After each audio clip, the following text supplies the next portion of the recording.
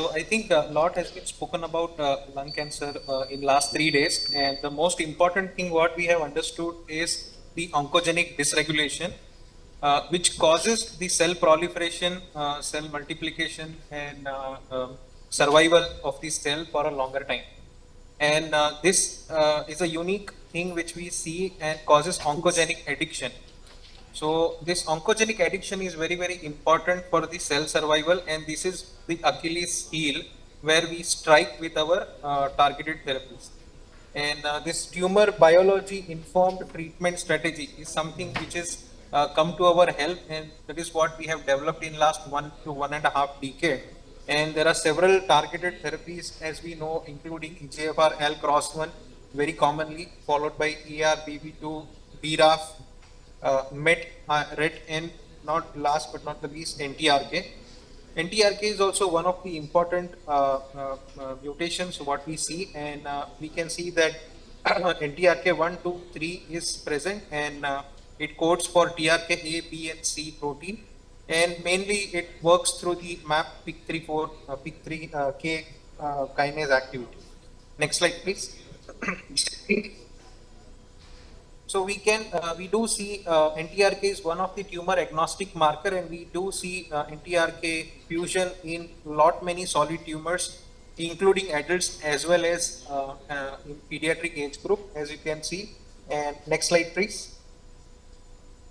The presentation of NTRK or the percentage varies with different subsites, and in lung it's less than 5. It's in the less than 5% domain. To be more precise, it is not more than 1%. Next slide, please.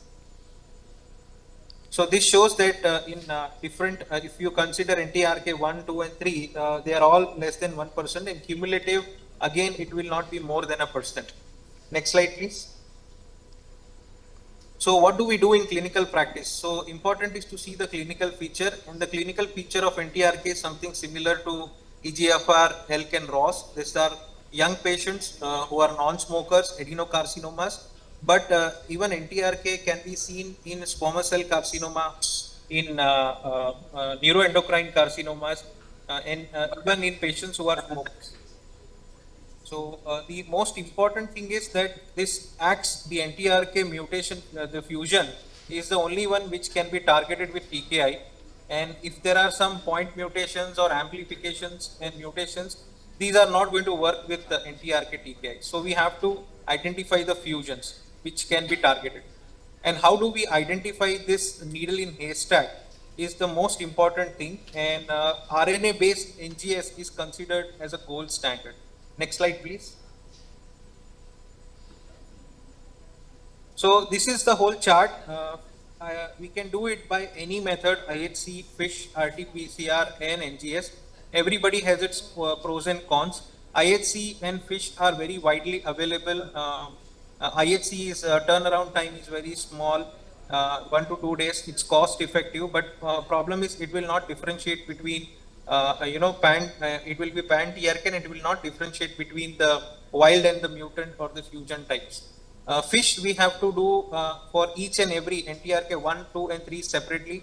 So it's quite laborious, but again, it's quite easily available, and it does not require any prior knowledge of fusion protein.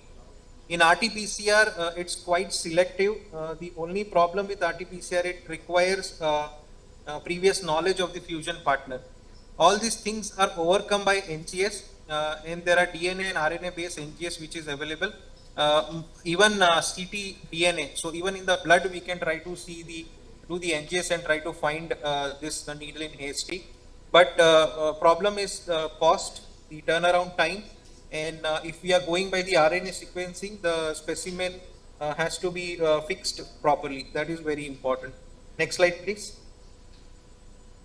So this is a circus plot which shows that NTRK 1 and 3 are more common than NTRK 2. Next slide, please.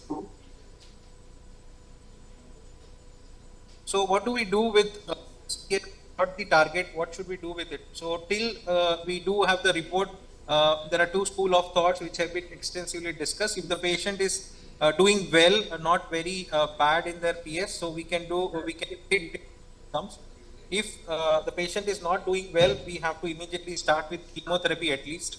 And then once the report comes, we can switch to more targeted therapy. The first line targeted therapy are these two, larotrectinib and entrectinib. Larotrectinib is quite specific. It works on TRK A, B, and C, that is NTRK 1, 2, 3. Entrectinib is a little, multi-kinase. It works not only on TRK but on ROS1 and ALK also. Next slide, please. So this is the kinome dendrogram, which shows that how specific the larotrectinib is.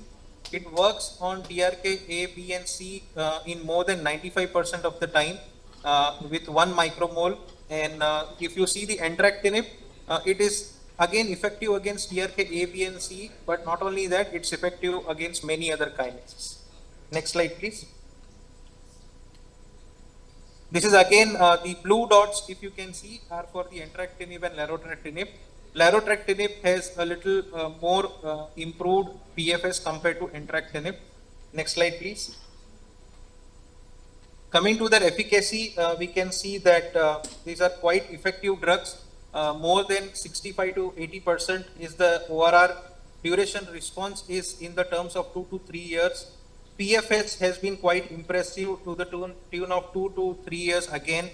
And if you see the OS which is available for larotrectinib, crosses 3.5, almost crosses 3 years.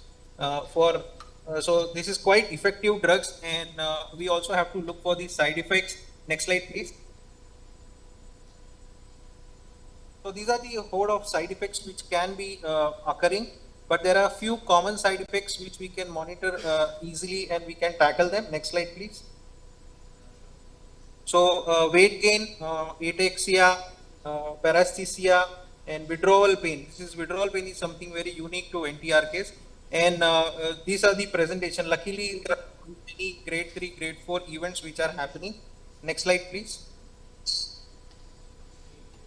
And this is how do we the weight gain needs to be kept under watch and can be targeted. Similarly, the dizziness, which is either because of vertigo or orthostatic hypotension, can be addressed according to the cause. And of course, for the pain, we follow the WHO guideline. Next slide, please.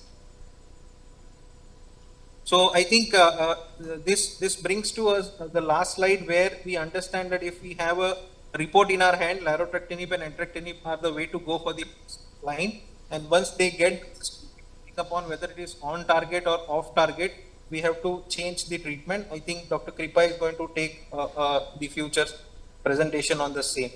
Next slide. Thank you. Thank you for the